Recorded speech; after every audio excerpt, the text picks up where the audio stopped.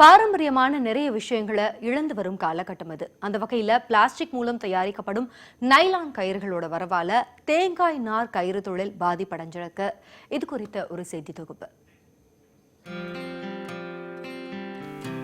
தென்னை மரங்கள் நிறைந்த கோவை மாவட்டத்தில் கயிறு திரிக்கும் தொழில் பிரசித்தம்.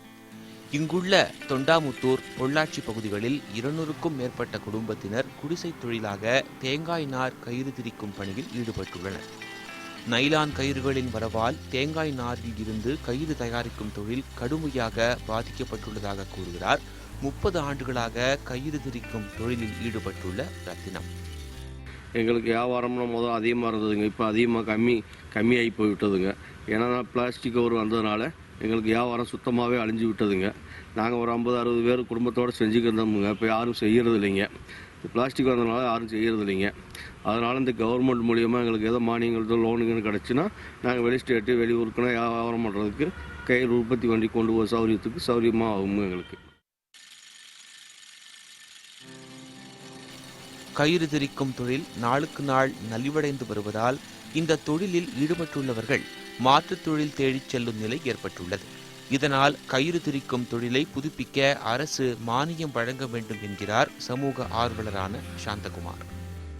கயிறு தொழிலை புதுப்பித்து மீண்டும் வளர்ச்சிக்கு கொண்டு வந்தால் தென்னை மரத்தில் இருக்கக்கூடிய விவசாயிகளும் பயன்பெறுவார்கள். தென்னை மட்டை உரித்து அதனுடைய கழிவுகளை உரமாக பயன்படுத்துவதற்கு அது பயன்படும். தற்பொழுது எரிபொருளாக போகக்கூடிய ஒரு அபாய சூழ்நிலையை நம்ம பார்க்க முடிகிறது. குடிசை தொழிலும் வெற்றி பெறும். மாநிலம் முழுவதும் ஏற்பட்டுள்ள வறட்சி காரணமாக தேங்காய் விளைச்சல் வெகுவாக குறைந்துள்ளது.